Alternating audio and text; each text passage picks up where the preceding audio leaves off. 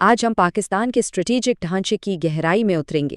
ہم صرف شہد سرخیوں سے آگے بڑھ کر ان بنیادی قوتوں کو سمجھنے کی کوشش کریں گے جو نہ صرف اس خطے بلکہ پوری دنیا کی بساط پر مہروں کی چال کا تعین کر رہی ہیں۔ دیکھیں، یہاں داؤ بہت اونچے ہیں۔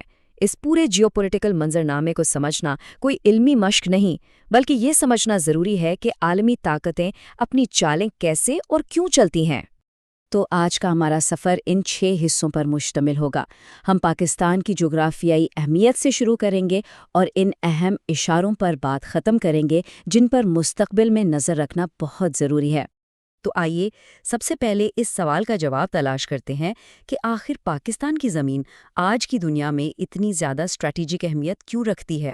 یہ سمجھنا بہت ضروری ہے۔ جدید جغرافیائی سیاست کا بنیادی اصول یہی ہے۔ اب اصل مقابلہ تجارتی راستوں اور سپلائی چینز کو کنٹرول کرنے کا ہے۔ اور اس جنگ کا مرکزی نقطہ ہے یہ نمبر 80%۔ چین کی 80% تیل کی درآمدات آبنائے ملاکا سے گزرتی ہیں۔ سوچئے یہ کتنی بڑی اور خطرناک کمزوری ہے۔ اسی کو کہتے ہیں ملاکا ڈائلیما۔ یہ وہ تکنیکی مسئلہ ہے جو چین کی پوری اسٹریٹجک سوچ کو چلاتا ہے اور اسے ہر حال میں متبادل راستوں کی تلاش پر مجبور کرتا ہے۔ اور یہ ہے اس مسئلے کا حل، سی پیک۔ یہ صرف ایک سڑک نہیں بلکہ یہ $62 بلین کا 2700 کلومیٹر لمبا ایک ایسا زمینی راستہ ہے جو چین کی بحری کمزوری کو مکمل طور پر ختم کرنے کے لیے بنایا گیا ہے۔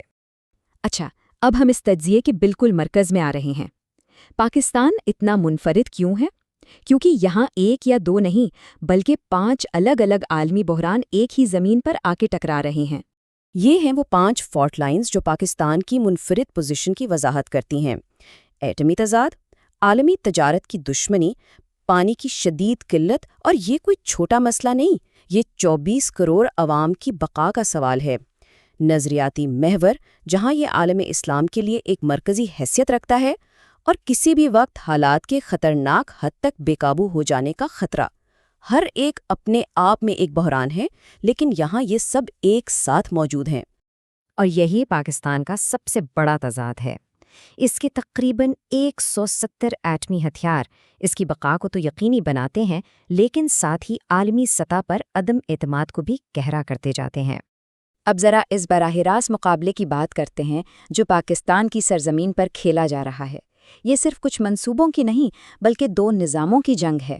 یہاں 2 نظاموں کا مقابلہ بالکل صاف ہے۔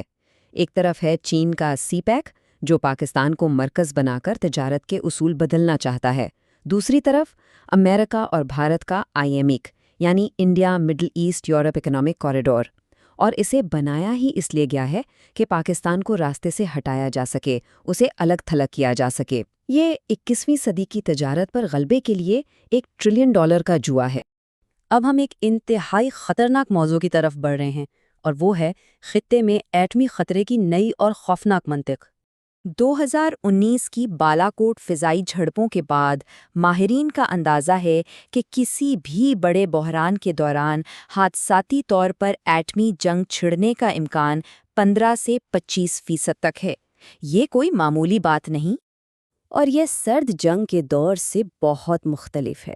آج کے رہنماؤں نے کبھی ایٹمی ہتھیاروں کے بغیر دنیا نہیں دیکھی۔ اسی وجہ سے یہ خطرہ بہت حقیقی ہے کہ وہ شاید اس کے استعمال کے نتائج کا صحیح اندازہ نہ لگا پائیں اور ریڈ لائنز کو غلط سمجھ بیٹھیں۔ اچھا، اب تک ہم نے اعلیٰ سطحی جغرافیائی سیاست کی بات کی ہے، لیکن اس سب کی اصل قیمت کون چکا رہا ہے؟ آئیے ذرا زمینی حقائق کو دیکھتے ہیں۔ یہ اعداد و شمار پوری کہانی خود بیان کرتے ہیں۔ ایک طرف $131 بلین کا بہت بڑا قرض ہے، اور دوسری طرف $47 بلین سالانہ کی وہ ترسیلات زر ہیں جو بیرون ملک مقیم پاکستانی بھیجتے ہیں۔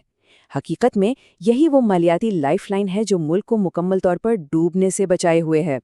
95 ملین یہ صرف ایک نمبر نہیں ہے، یہ ان لوگوں کی تعداد ہے جو اس پورے معاشی عدم استحکام کی اصل قیمت چکا رہے ہیں۔ کثیر الجاتی غربت کی زندگی گزارنے کا مطلب صرف آمدنی کی کمی نہیں بلکہ صحت، تعلیم اور پانی جیسی بنیادی سہولیات سے محرومی بھی ہے۔ اس کو سمجھنے کے لیے یوں سوچیں، یہ جرمنی کی پوری آبادی ہے۔ جی ہاں، جرمنی کا پورا ملک جو قابل اعتماد پانی، تعلیم یا صحت کی سہولیات کے بغیر جی رہا ہو۔ اس موازنے سے اس انسانی بحران کی اصل وسعت کا اندازہ ہوتا ہے۔ تو اب جب کہ ہم نے پوری تصویر سمجھ لی ہے، آئیے کچھ ایسے مخصوص اشاروں پر بات کرتے ہیں جن پر نظر رکھ کر آنے والے وقت میں صورتحال کی نگرانی کی جا سکتی ہے۔ یہ 3 بہت اہم سگنل ہیں۔ پہلا، گوادر کی رفتار۔ اگر وہ تعمیراتی کام سست ہوتا ہے تو یہ صاف اشارہ ہے کہ چین کے اعتماد میں کمی آ رہی ہے۔ دوسرا، لائن آف کنٹرول پر کوئی بھی فضائی کارروائی یہ زمینی جھڑپوں سے کہیں زیادہ خطرناک صورتحال پیدا کر سکتی ہے۔ اور تیسرا، IMF کا جائزہ جو ملک کی معاشی بقا کا تعین کرے گا۔ اور ہم اس بحث کو اسی سوال کے ساتھ چھوڑے جا رہے ہیں، یہ وہ مرکزی تضاد ہے جو پاکستان کے حال اور مستقبل دونوں کی وضاحت کرتا ہے، اور اس کا جواب ہی اس پورے خطے کے مستقبل کا تعین کرے گا۔